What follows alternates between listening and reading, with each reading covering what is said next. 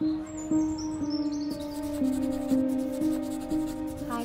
my name is Edith and I founded Live the Buzz. Live the Buzz was really based in Manchester for like 3 years, well 2 years really. So I think that getting the name in London is good.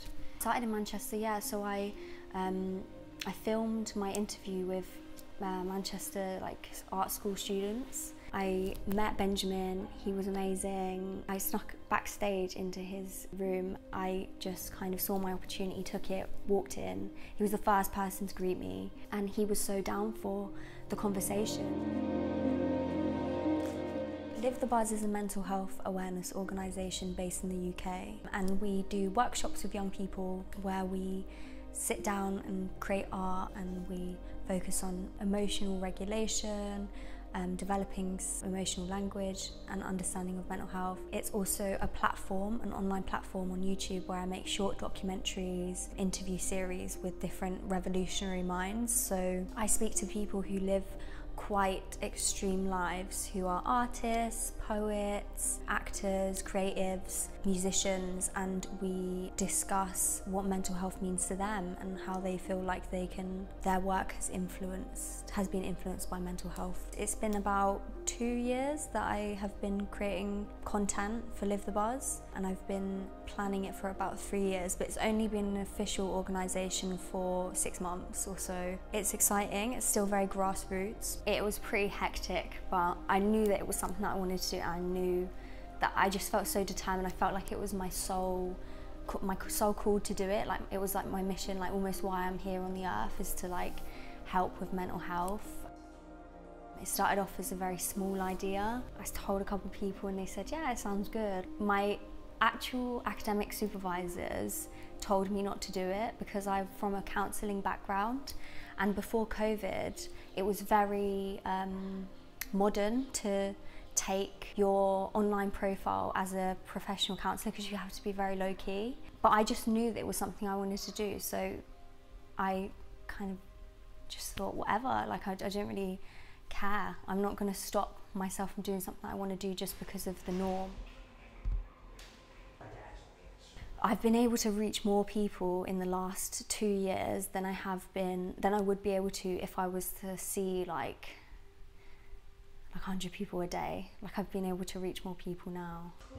I grew up in a house that was quite hectic, to be honest. It was hard, I think.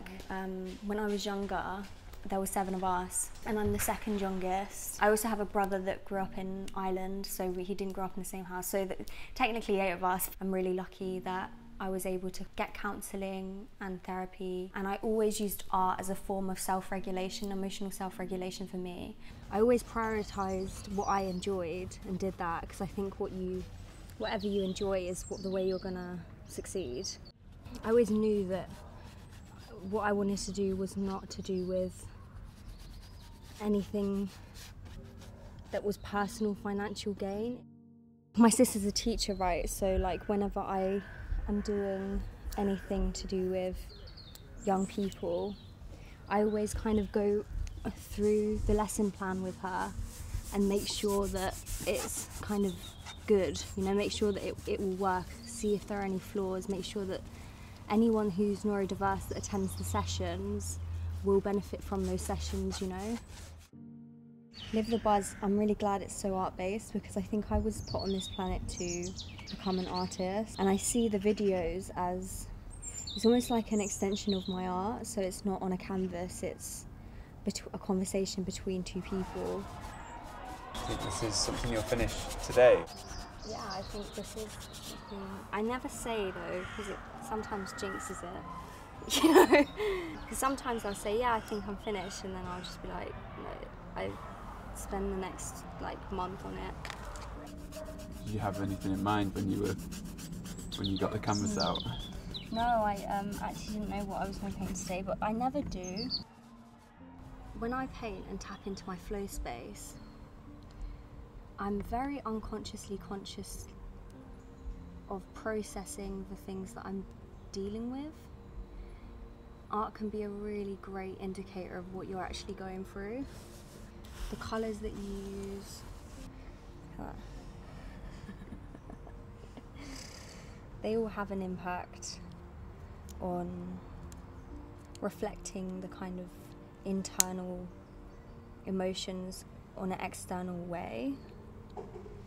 So in the past couple of years, I've always done abstract painting. I use a lot of acrylic. I've been using a lot of gold leaf and oil paints. And oil paints take a lot more time and compassion because you have to build up the base layers and really build up that foundation. And the final product really comes from hours and hours of working with this base layer that you're not really that happy with, but you have to almost believe that it's going to work.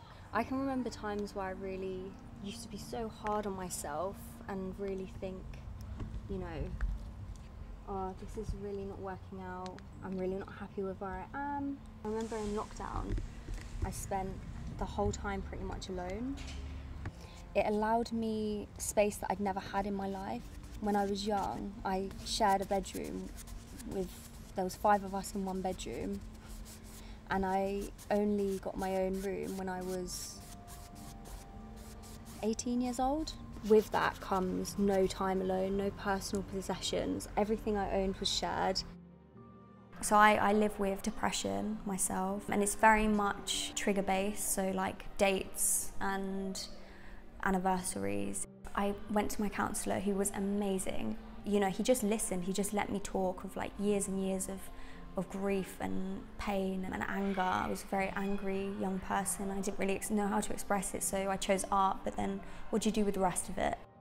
When I was younger, I wasn't so confident in who I was, but I was way more like, I've always been androgynous, but I was a lot more like non-binary presenting, I guess mask presenting. I felt very conscious because I was doing all these things like altering my hair colour, shaved head like for 5 years. I think that when I had a shaved head and I'd go into queer spaces, I was very, very quickly accepted. There was a lot of identity in the shaved head because as soon as I started to grow it out, I then started getting like questioned on my androgyny and my gender identity, because it's led for me to have such a political stance, because I think when you grow up in like this like in-between grey area of what is okay, because I was gay but like it wasn't very accepted when I was a kid and we didn't learn about it. I came out when I was like 20 years old, like that's really late, and now I see like programs on Netflix where young people are coming out and like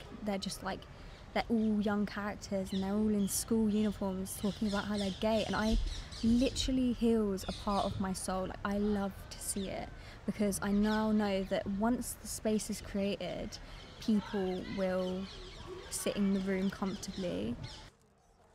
I think people who have quite a public presence are often misinterpreted because other people project their own understanding of what their life must be with fancy things and a lot of money.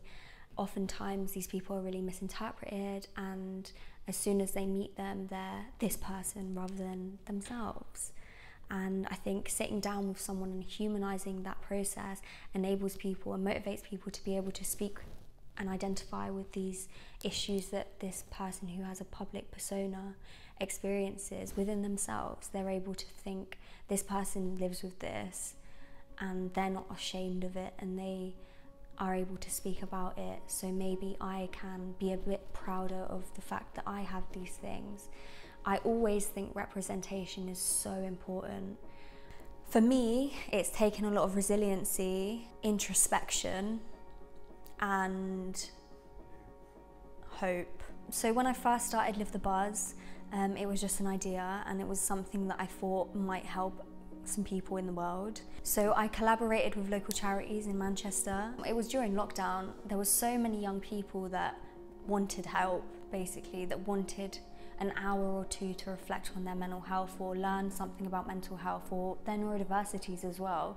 In these workshops we did a lot of sessions on core values and who you are, raising self-esteem, and we would sit down and we would paint, and it was very versatile in the materials that were needed. Obviously working in Manchester with like a bunch of young people from home that I didn't know what they had in their homes, I had to kind of improvise with like painting with coffee and, you know, all of these using sellotape to create a stencil. But it also gave people a chunk of time, about an hour in a day, to just really think about who they were, how they impacted the world that was around them and how they impacted the internal world that they lived in. I think oftentimes people forget how valuable it is to just talk and be heard.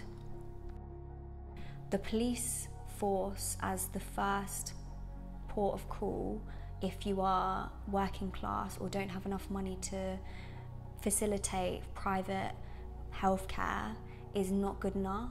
So I spoke at a mental health conference. I did about a 20-minute presentation on being a sibling survivor of someone who's taken their own life. So I went and I spoke in front of doctors, nurses, police officers. What struck me was the curiosity around why it happened. Was there any predisposed ideas of or signs that kind of came around it? There was really this misunderstanding, because I think oftentimes people go into the mental health sector, maybe we're having a slight idea, an educational background in mental health, but actually they've never maybe loved anyone with like such a serious illness, so they don't humanize the condition. I was speaking to this police officer and they said that they'd only done like 24 hours of police intervention training on mental health.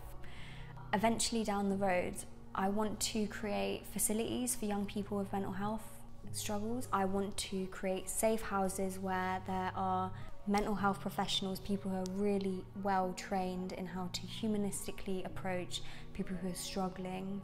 The demand is going to be really high, but that's exactly why it needs to happen. I hope that people will start to really invest in the project because they will see how much it helps people.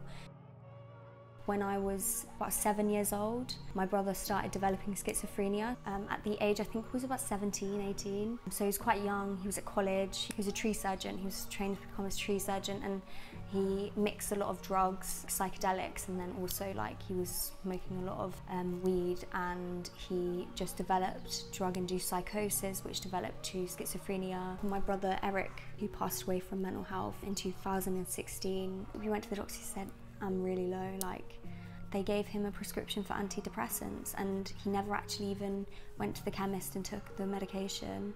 10 minutes of conversation within a GP. Police officers aren't trained how to handle people who are suffering, and so I was the last person in my family to see him, and I think I took that very heavily. He was a poet, he was absolutely the funniest person in the room. He could go into any room, no matter how different he was, he would always make the person laugh. And that's why I think with Live the Buzz, I just want to create a platform that genuinely people can go to and talk and access at any point. Considering that this charity is very much dedicated to someone who lived too much of a short life but lived a really vibrant life, where he always made sure the people around him was good, kind. The one takeaway is do the little bit extra that's maybe not expected of you. I think I just try to create a platform that people could feel like they were cared about. You are